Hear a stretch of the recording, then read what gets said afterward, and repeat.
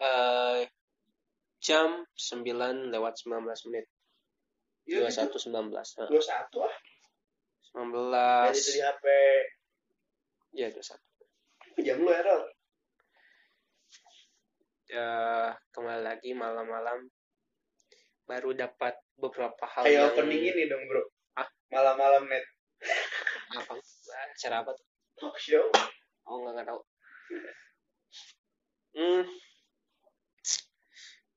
Baru dapat beberapa hal yang menggembirakan dari tadi pagi. Gue mulai hari dengan berita bagus. Ya jadi apa namanya tuh? Siswa dari Al-Azhar 62 Sumarekon kita dapat asik ngeri apa? Ini mantap gitu. Iya. Berapa orang? 3 kelasan lah. Buat program ekskul robotik. 90. Enggak lah. Satu kelasnya 8. Oh. Lumayan lah. Gue kira kan standar negeri kan 30 gitu per kelas. Jadi kan buat program ekskul yang ikut dan ekskul. Jadi by the way untuk para pendengar sekalian, kita lagi running, ya saya sih ya lagi running bersama salah satu vendor bisnis robotik. Nah itu dia Robonesia, boleh dicek di Instagram. Jadi promosi gini. Yes, konten-konten kita. Yes. Konten kita, konten gua berarti. Iya maaf. Tumpang aja lu.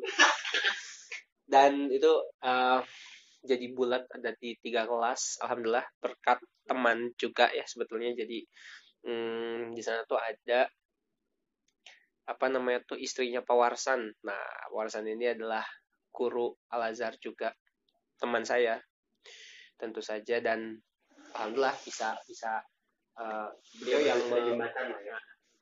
Ini dia yang ngasih demo justru. Oh iya. Jadi saya cuma kirim deck dan sebagainya, dan ternyata alhamdulillah diterima. Ketemu juga sih dulu sama Pak Fian. Ya pada dasarnya sih banyak orang yang nggak banyak sih, cuma ada beberapa orang yang sudah saya kenal, dan alhamdulillah untuk di sekolah-sekolah lain running sudah berjalan. Ada yang di pertemuan 5, 6, 7, ada juga yang buat keempat, ada yang kedua, dan untuk yang tadi itu ada lagi tambahan, kita akan running di hari Rabu depan. Jadi ini kaizennya review aja kali ya, kita ngobrol-ngobrol. Terus tadi siang cukup apa ya namanya tuh membuat saya tertampar karena ternyata sampai hari ini saya masih belum bisa bekerja di bawah tekanan yang luar biasa gitu. Under pressure tuh benar-benar apalagi di pekan ini ditugaskan tiba-tiba jadi product supply gitu, yang harus benar-benar apa ya punya pikir cepat gitu, melihat barang dan sebagainya, apa aja yang harus dikirim dan sebagainya. Itu aduh malah jadi nggak jelas gitu. Tapi lihat si bos membreakdown itu begitu mudahnya, dan waduh ilmu baru lagi tuh. Jadi ya memang ya maksud tuh susah juga tuh kalau orang nggak biasa kerja dalam tekanan tuh. Selama ini kan kalau kerja ya sase gitu. Jadi dalam bikin mental. Iya bener. Nge-build. Dan itu tuh bener-bener apa ya, keseharian tuh capek banget sih. Tapi alhamdulillah tadi bisa ngirim paket yang jadi target hari ini. Meskipun besok juga berarti kerjanya lebih banyak lagi sih. Belum lagi harus masuk ke kelas besok, satu kelas yang harus diempu. Terus apa lagi ya? Pada dasarnya saya senang sih sama performa teman-teman yang makin keren gitu ketika membimbing. Dan ada kabar juga bahwa sekolah-sekolah sudah mulai buka. Artinya bukan cuma sekolah sih, tapi artinya kan kehidupan kita sudah mulai normal ya. Sekolah itu waktu itu jadi standar sih, Tar. Iyalah. Kalau anak-anak sudah dibiarkan bisa berkeliaran, berarti kan situasi lebih aman gitu. Situasi sudah dianggap bisa lebih aman. Ingat nggak dulu alasan pemerintah untuk menunda sekolah tuh karena tidak ingin membahayakan generasi ini kan, penerus bangsa. Dan sekarang kan sudah mulai tuh, meskipun nanti mungkin konsepnya masih hybrid. Tapi ya inilah masa depan akhirnya hal yang buat gue sih ternyata itu mendewasakan kita semua gitu. Mempersiapkan kita. Iyalah, mempersiapkan kita untuk bagaimana menghadapi dunia yang seolah-olah kita tuh ada ada pause dalam beberapa waktu, ada pause untuk refleksi nih. Kita menggunakan gadget itu seperti apa sih? Kebayang nggak kalau seandainya nggak ada pandemi? Kita nggak bisa, mungkin ketika anak-anak tuh tanpa kontrol gadget ya, tanpa kontrol melihat gadget itu bagaimana, dan itu bisa jadi hal yang sangat buruk gitu. Tapi setidaknya banyak orang tua saya yakin yang tersadarkan, oh ternyata gadget itu bisa dilakukan, dan bahkan mendapatkan akses pendidikan tuh dengan gadget tuh satu hal yang memang jadi satu keharusan. Artinya kita siap menghadapi masa depan gitu. Menurut lu logis gak sih kalau one day gitu di masa depan ada sekolah tapi nggak ada bangunan gitu? Wah, logis banget. Logis. Gue baru kepikiran tuh. Cuma gitu, ya sekarang kayak startup kayak ruang gadget, laptop, gitu. Kayak ruang guru kan gitu. Dan itu yang mendasari juga pikiran bahwa pendidikan ini bisa didisrupsi, bisa diganggu, ya. Jadi kalau misalkan sekolah tuh nggak benar-benar amat, sekarang homeschooling tuh udah makin relevan aja sebetulnya mah. Cuma gini, kalau kita pakai standar yang bukan hanya masalah menempatkan manfaat sebagai hal utama ya, cara berpikir yang tidak melulu soal manfaat, tapi kita berbicara soal bahwa di dalam pendidikan tuh ada adab dan sebagainya. Berarti itu bicara sesuatu yang lebih deep lagi kan, dan lebih islami lah gitu ya, bahwa betul sekolah tuh bisa aja tidak butuh bangunan, yang dibutuhkan tuh kuota, dan itu bisa banget. Cuma ya banyak hal, contoh masalah isu sosialisasi anak dan sebagainya, itu tetap dibutuhkan. Dan yang paling penting dari pendidikan apa? Supaya pendidikan itu bisa merubah sikap anak. Educating people itu kan merubah, ya, maka perlu keteladanan. Harus ketemu sama guru. Gitu. Kalau nggak ketemu, susah. Gitu ya. Jadi di situ tuh titik krusialnya. Jadi sehebat apapun ruang guru ya, nggak akan bisa menghadirkan pendidikan yang oke. Kalau secara kompetensi ya, membantu anak di segi kompetensi ya, tapi di segi keteladanan itu hal yang lain. Itu hanya bisa dilakukan dengan pertemuan. Gimana kalau misalnya dengan pandemi ini ya, ada atau banyaknya orang yang mindset kayak udahlah gitu sekolahnya di rumah aja, tapi kalau untuk masalah kayak ya tadi lah kita bisa sebut apa ya, akidah gitu ya, akidah dalam bersekolah, ya udahlah kita seminggu sekali atau seminggu 2 kali gitu adain ngobrol sama guru atau lain-lain. Bisa banget kan? Bisa banget. Ya sebenarnya kan konsepnya hybrid kan, jadi tidak melulu soal itu gitu. Cuma jadi apa ya namanya sekolah tetap dengan, ya kalau sekolah umum ya, dengan melaju dengan fenomena seperti itu tetap gitu. Tapi mungkin bisa jadi nanti tuh akan ada konsepan sekolah hybrid. Orang-orang yang homeschooling tuh pada dasarnya sih, yang homeschooling juga kan hybrid sebetulnya selama ini kan. Yang homeschooling tuh. Jadi bukan hal yang baru buat mereka mah. Nah itu kabar bagus kedua gitu, yang mudah-mudahan sih saya berharapnya bahwa ketika situasi normal ya, perekonomian orang-orang ya yang punya usaha bisa kembali dengan baik.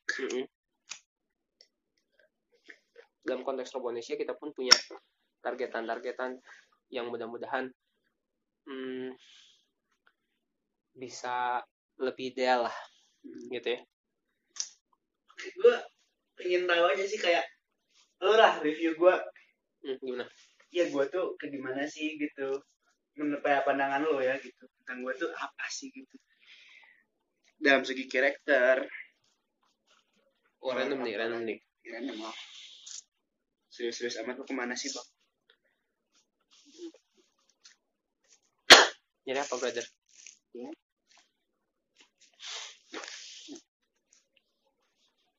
Coba sama aja tadi. Apa ya?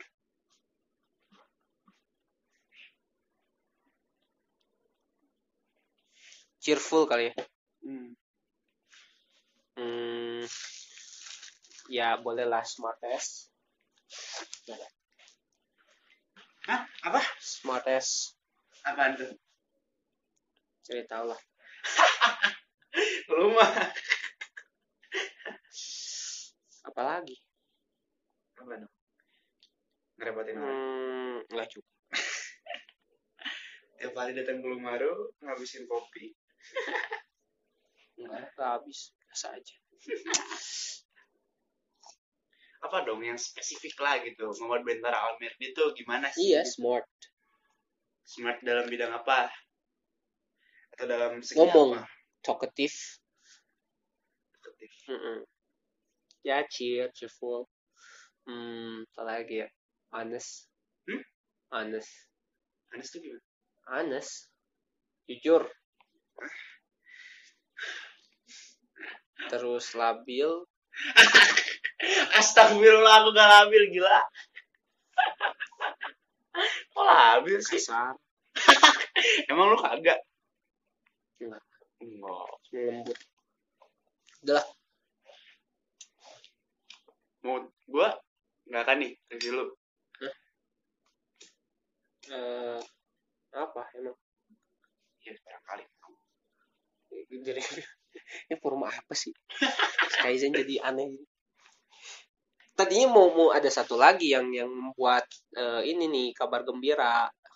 Sebenarnya bukan kabar gembira untuk semua sih, cuma ini mah apa yang membuat hari ini tuh rasanya tuh indah gitu ya.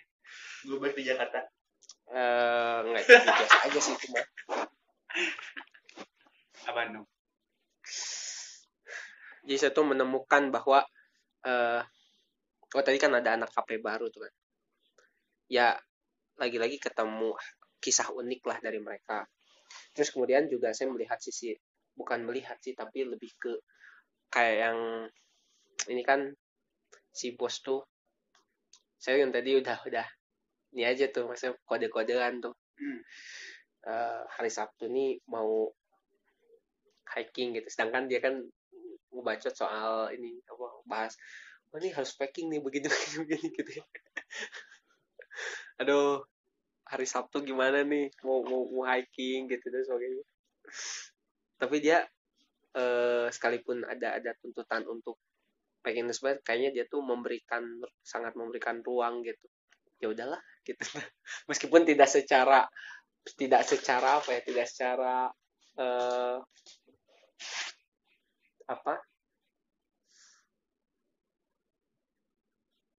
tidak secara langsung gitunya. Begitu tuh. Ya, dan banyak sih sebenarnya. Dan ditutup ya selain dengan ini ya. Selain dengan kita bisa bikin konten buat Kaizen besok, adalah saya dapat buku ini ya, buku Ihya Ulumuddin 10 jilid. Aduh, ke kondisi tidak ada uang terus dapat buku kayak begini tuh rasanya teh kayak ikan hiu makan tomat. Anjing banget. Astagfirullah. Semangat. Tuh kan, nah kan, kasar. Gitu. Ya, jadi itu mungkin segitu doang. Apa ada yang mau dibahas lain? Soal tadi apa? Ngobrol soal pengalaman Jakarta sama soal gimana?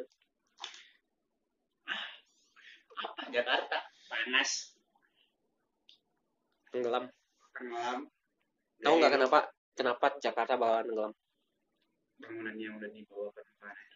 Bukan, ya itu kan bangunan ada di bawah permukaan air. Emangnya orang ngebangun itu di bawah permukaan air? Bukan dari situ. Jadi kenapa Jakarta tuh tenggelam ya? Karena orang tuh ya akses terhadap air tuh susah. Dia terus ngegali sumur sehingga si daratan tuh kenapa bisa terus tenggelam? Karena kandungan air di dalam tanah tuh berkurang sehingga terus tuh Terus turun. misalnya tenggelam gimana? Kan airnya berkurang. Iya, kan diambil, dipompa terus kan. Maka solusinya Terus tuh kenapa? Enggak, kan airnya diambil. Terus kenapa bisa tenggelam? Karena banjir. kan air itu menahan lapisan tanah. Air dalam tanah itu tuh menahan lapisan tanah, jangan salah loh. Jadi kalau air itu terus diambil, terus gitu. Makanya kan solusi untuk Jakarta supaya tidak tenggelam apa? Hadirkan pipa-pipa tuh. Kayak di Jepang juga dulu kayak gitu. Gitu. Jadi dihadirkan pipa-pipa yang menyalurkan air gitu. Jadi supaya intinya air tanah tuh jangan sampai habis gitu. Ngerti nggak? Ada tuh pembahasannya di Vox. VOX Vox di situ. Kemarin baru nonton. And I've made the statement about it. Nggak dilihat ya? Lihat dong story WhatsApp mumpung belum berakhir. Story WhatsApp? Nggak ada. Another account of mine. Kan ada 2 nomor kali. Beda nomor ya? Di Instagram, cuma kalau Instagram kan nggak bisa hyperlink ya. Bisa hyperlink. Itu video di Fox selalu keren sih. Dan itu selalu akhirnya yang tercapture itu adalah ya memang bener ya solusi. Maksudnya kapitalisme tuh memang biang kerok dari segala hal. Ya kasar. Jadi gak akan ngasih AdSense juga kan? Bukan masalah AdSense, ini kan kadang-kadang ada juga mungkin yang dengar tuh anak-anak subscriber. Mulut. Kayak gitu. Ya banyak lah. Intinya sih kalau kalian dengar sampai menit ke 17.30 ini, intinya adalah bahwa terima kasih sudah mendengarkan sejauh ini dan ya apa ya, nggak capek kata Ibu. Yang penting ada bahan. Dan tujuan dari ngeposting tiap hari itu saya juga pengen tahu gitu apa tuh nanti dampaknya, beneran numbuhin habits yang baru atau enggak, atau mungkin juga jadi, tapi ada perubahan sih kayak yang apa ya, ningkatin Disiplinan nggak sih? Sebetulnya untuk postingnya aja tidak disiplin. Ya maksudnya kadang-kadang jam 11. Oh gitu kan perjanjian awalnya 10.30. Ya lihat si Pimen juga kayak gitu, ya udah nggak apa-apa. Wah, labil. Ya kan labil. Enggak lah, udah ngikutin pendirian. Kan pendiriannya 10.30. Gimana sih? Tidak apa-apa ya. Yang penting lihat aja dulu. Ntar kalau udah ini 40 hari, nah coba deh yang benar-benar exact in the same time. Jadi ini bukan masalah ini ya. Yang penting ya meskipun ini pun mungkin tidak work secara maksimal ya, pasti dampak selalu ada. Toh saya juga rasain, jadi kayaknya ngomong-ngomong kayak gini tuh jadi oh ya udahlah, nggak usah malu-malu gitu. Didengerin atau enggak juga nggak masalah gitu. Tapi I don't know, selalu ada aja sih, maksudnya 10 tayangan meskipun selalu berkurang ya. 10 tayangan, ada yang 7 tayangan, 12, 14. Tapi ya gimana? Ya begitu nggak apa-apa. Toh tujuan utamanya bukan untuk konten sebetulnya kan, ini bukan sama sekali. Tapi cuma buat ya udah ini platform aja nih. Gitu. Oke, tadi kita ngomongin soal ini ya. Rasio 1:2. Kita siap running. Dan nunggu mudah-mudahan bisa di-endorse sama Isyana Sarasvati. Gila lu, bener-bener pingin banget ya di fallback sama Isyana. itu ada soft. Apa sih apa sih yang lu bikin lu tertarik tuh? Isyana.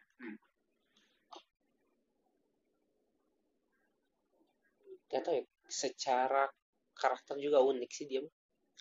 Humble. Humble. Bener-bener beda banget tuh maksudnya itu. Dia seneng weh.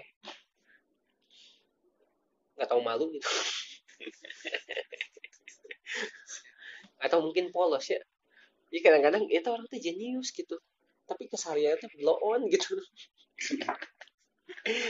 Emang lu ikutin? Ya sekalian aja. Berapa kan kalau sekarang YouTube ada yang kayak TikTok tuh sekali liatin gitu kan. Oh. Dan sebenarnya tahu juga sih dulu juga oh iya emang gini orangnya. Rada kaget sih sebetulnya. Karena kan asumsi dulu mah ya kayak yang wah ini mah kayak penyanyi-penyanyi yang high class kayak gini mah kayaknya mungkin secara ini ya PCL-an gitu ya. Tapi dia mah secara kualitas musikalitas dia kan itu tuh aset pisan buat Indonesia tuh. Keren banget dia. Ya udah mah komposer, suaranya edan, penulis lagu, bagus-bagus lagi lagunya. Iya, gue nggak pernah gagal sih denger lagu Isyana. Tapi di satu sisi kehidupan aslinya tuh gini orangnya. Ya menarik sih. As a man ya, I think seeing her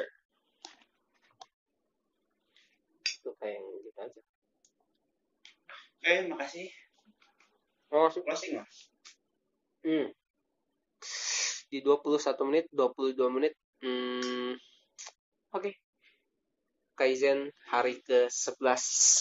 Ready to go. Oh, untuk yang sudah mendengarkan sampai ini, cobalah sempatkan dengarkan Kaizen yang ada di sebelum-sebelumnya. Ngobrolin soal manga. Meskipun nggak deep sih sebetulnya, cuma review-review aja. Manga Elon Musk soal currency semuanya. Random banget.